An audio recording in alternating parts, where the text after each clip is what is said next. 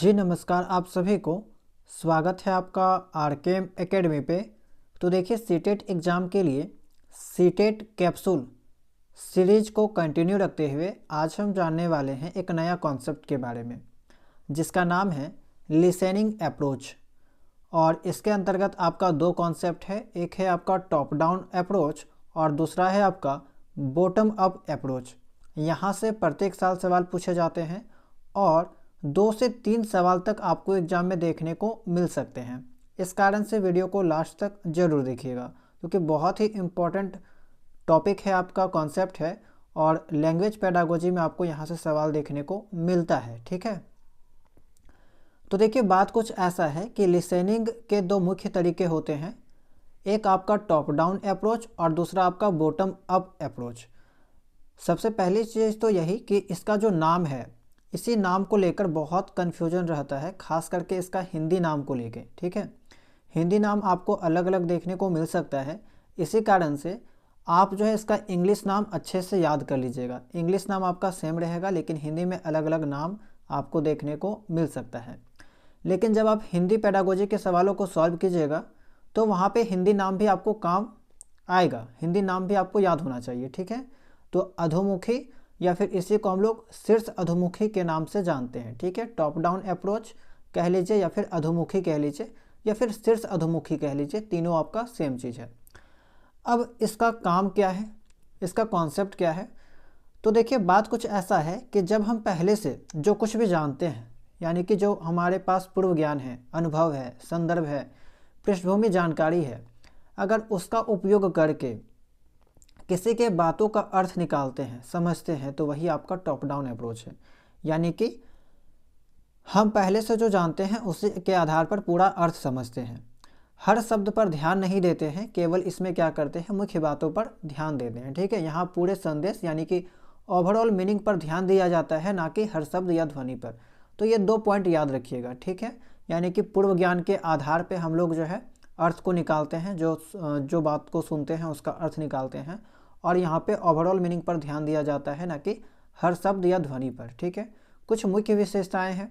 अच्छा, इसका एग्जाम्पल ही समझ लीजिए, आपकी पूरी बात क्या है यह ज़्यादा जरूरी होता है, हर शब्द क्या है यह ज़्यादा जरूरी नहीं होता है। जैसे कि कोई कुछ बात हमें बता रहा है, तो हम इस चीज़ पे ध्यान देंगे कि वो जो पूरी बात बताया है, ठीक है, वो बताना क्या चाह रहा है, उस चीज़ के ऊपर ध्यान देंगे।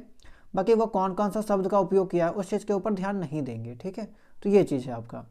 मुख्य विशेषताएं के अंतर्गत पूर्व ज्ञान का प्रयोग किया जाता है, संदर्भ के आधार पर अर्थ निकाला जाता है, अनुमान लगाया जाता है, मुख्य विचार इसमें पकड़ा जाता है, हर शब्द समझना इसमें आवश्यक नहीं है। ठीक है, इसके अलावा और एक पॉइंट याद रखिएगा, एक्स्ट्रापोलेटिव क्वेश्चन।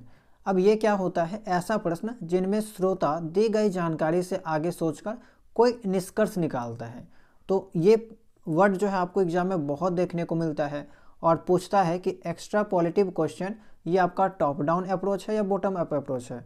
तो आपको ये लगाना है टॉप डाउन अप्रोच के अंतर्गत। ठीक है, इसमें क्या करते हैं कि पूर्व ज्ञान, ठीक है, आगे सोचकर निष्कर्ष निकालते हैं, जिनमें श्रोता क्या करता है, दिए गए जानकारी, ठीक है, जो जानकारी इनको दिया जाता है उससे आगे सोचकर जो कंक्लूजन निकालते हैं। तो ये चीज़ हो गया। कौन कौन सा स्ट्रेटजी यूज किया जाता है, रणनीति अपनाया जाता है, तो मुख्य विचारों को सुना जाता है, अनुमान लगाया जाता है, बीच बीच में अर्थ जोड़ा जाता है, सुनने के बाद इसका समरी निकाला जाता है, स्कीमा निर्माण होता है। आपने स्कीमा के बारे में भी सुना होगा जीन पियाजे का संज्ञानात्मक सिद्धांत में। ठीक है, मुख्य बिंदुओं का उपयोग किया जाता है, निष्कर्ष निकाला जाता है। ये सभी जो टॉप डाउन के लक्षण हैं। समाचार सुनते समय अगर कुछ शब्द छूट जाएं, फिर भी पूरी जो खबर है वो हमें समझ में आ जाती है। कहानी भाषण सुनते समय भाव और विचार समझते हैं, उसके शब्दों को हम नहीं समझते हैं। ठीक है, शब्द को मतलब एक एक करके सभी शब्दों को समझना आवश्यक नहीं होता है, केवल मुख्य विचार जो समरी है वो हम लोग समझ जाते हैं। परीक्षा के भाषा में अगर देखा जाए तो एक चीज़ याद रखिएगा, मीनिंग बास्ट लिसनिंग। ठीक है, यानी कि अर्थ के लिए श्रवण से जोड़ा जाता है इसको। तो इतना कॉन्सेप्ट है आपका। पूर्व ज्ञान का उपयोग करके हम लोग यहाँ पे अर्थ समझते हैं, शब्द के ऊपर ध्यान नहीं देते हैं, पूरा बात हमें समझने से मतलब यहाँ पे होता है। जब अभी हम सवाल बताएंगे, सवाल को दिखाएंगे, तब आपको और भी अच्छे से क्लियर हो जाएगा कि आखिर यहाँ पे टॉप डाउन अप्रोच किसे कहते हैं। अब देखिए बॉटम अप प्रोसेस क्या है या बॉटम अप अप्रोच क्या है। इसका हिंदी नाम सबसे पहले ऊर्ध्वमुखी या अधोमुखी शीर्ष, ठीक है, ऊर्ध्वमुखी कह सकते हैं, या फिर दूसरा नाम अधोमुखी शीर्ष श्रवण प्रक्रिया या श्रवण उपागम के नाम से जाना जाता है। ऊर्ध्वमुखी श्रवण प्रक्रिया में श्रोता इसमें क्या करेगा, छोटी भाषा इकाइयों से बड़ी इकाइयों की ओर बढ़ता है, यानी कि उसका जस्ट अपोजिट, ठीक है, टॉप डाउन का जस्ट अपोजिट यहाँ पे हो जाएगा। उसमें क्या था कि प्रत्येक शब्द पे ध्यान नहीं दिया जाता था, लेकिन इसमें आपका दिया जाएगा, ठीक है, छोटे छोटे ध्वनियों के ऊपर ध्यान दिया जाएगा। ध्वनि, शब्द, शब्द समूह, वाक्य, अर्थ, ये सभी चीज़ों के ऊपर ध्यान दिया जाता है, ठीक है। ये हो गया आपका। इसमें हम छोटे से बड़े की ओर चलते हैं, पहले ध्वनि, फिर शब्द, फिर वाक्य और अंत में अर्थ समझते हैं। इसके अलावा प्रमुख विशेषताएं में विशिष्ट तथ्यों को ध्यान से सुना जाता है, शब्दों के समूह की पहचान की जाती है, शब्द कर्मों के नमूने पहचाना जाता है, ध्वनि, उच्चारण और संरचना पर ध्यान दिया जाता है, क्रमिक समझ विकसित की जाती है। नई भाषा सीखते समय डिक्टेशन के वक्त इसका उपयोग होता है।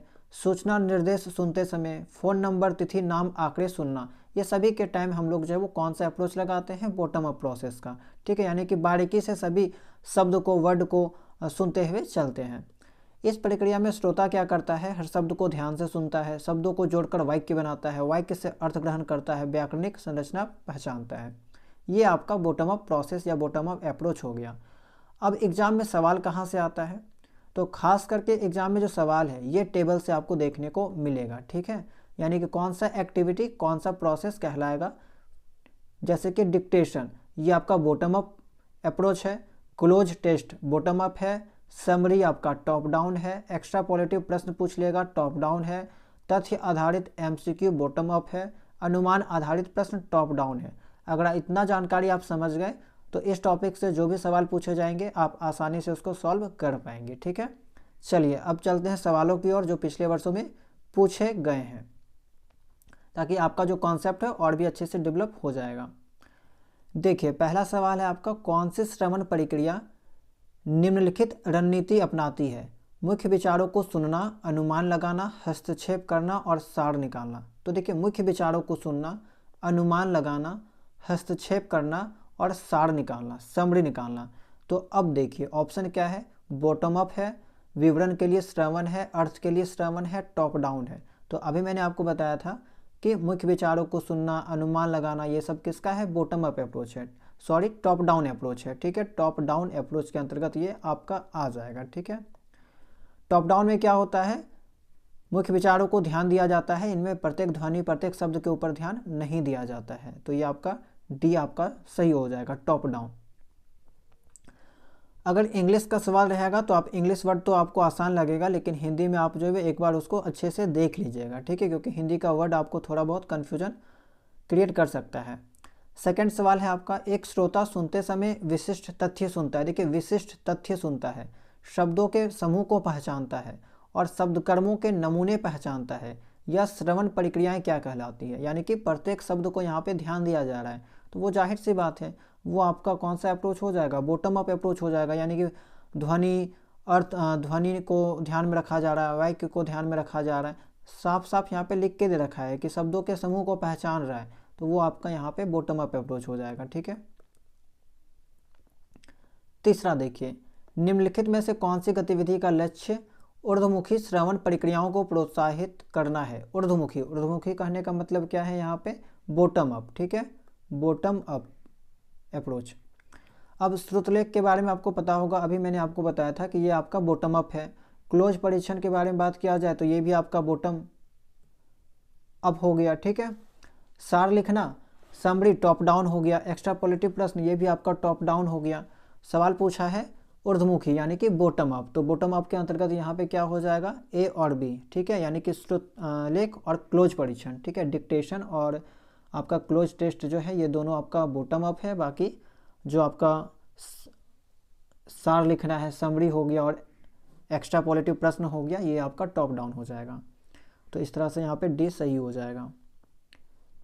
निम्नलिखित में से कौन सी गतिविधि अधोमुखी श्रवण प्रक्रियाओं को प्रोत्साहन देती है। अधोमुखी, अधोमुखी कहने का मतलब क्या है आपका यहाँ पे, टॉप डाउन, ठीक है। एक सेकेंड,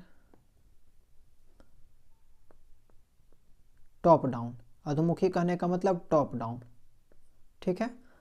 तो बहुविकल्पीय प्रश्न, एमसीक्यू सवाल। तो एमसीक्यू के बारे में मैंने आपको बताया था कि ये आपका बॉटम अप है, बॉटम अप है। एक्स्ट्रापोलेटिव प्रश्न ये आपका टॉप डाउन है। डिक्टेशन भी आपका बॉटम अप हो गया। सारांश लिखना, समरी आपका टॉप डाउन हो गया। पूछा है आपका टॉप डाउन, तो टॉप डाउन आपका यहाँ पे 2 ठो है, बी और डी। तो बी और डी ऑप्शन नंबर सी आपका करेक्ट हो जाएगा। तो ऐसा ही इसी टाइप के सवाल जो आपको एग्जाम में देखने को मिलेंगे, आसान टाइप के सवाल रहते हैं।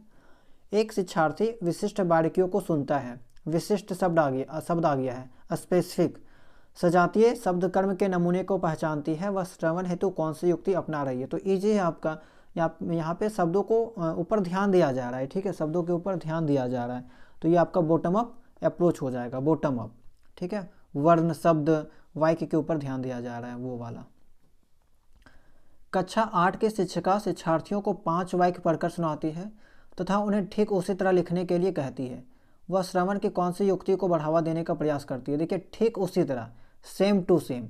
तो सेम टू सेम लिखने के लिए उनको यहाँ पे क्या करना होगा, ऊर्ध्वोन्मुखी युक्ति अपनाना होगा, ठीक है, यानी कि बॉटम अप अप्रोच अपनाना होगा, क्योंकि सेम टू सेम लिखना है। तो इनको क्या करना होगा, शब्दों के ऊपर ध्यान देना होगा, वर्ण जो है उसके ऊपर ध्यान देना होगा।